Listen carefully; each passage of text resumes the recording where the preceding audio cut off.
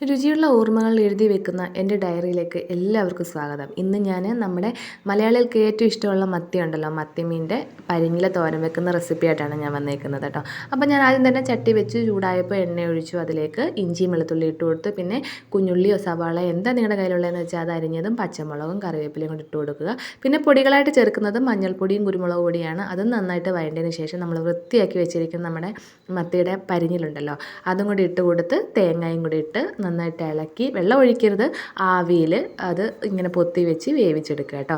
അങ്ങനെ വെന്ത് കഴിയുമ്പോൾ നല്ല ടേസ്റ്റി ആയിട്ടുള്ള പരിഞ്ഞില തോരൻ റെഡിയായിട്ട് കിട്ടും.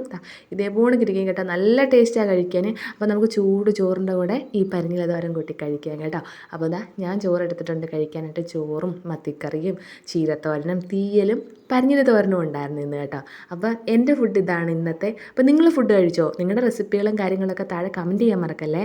അപ്പോൾ നമുക്ക് വീണ്ടും നല്ല വീഡിയോ ആയിട്ട് വരാം. അതുവരേക്കും എല്ലാവരോടും take care, bye bye, Tata.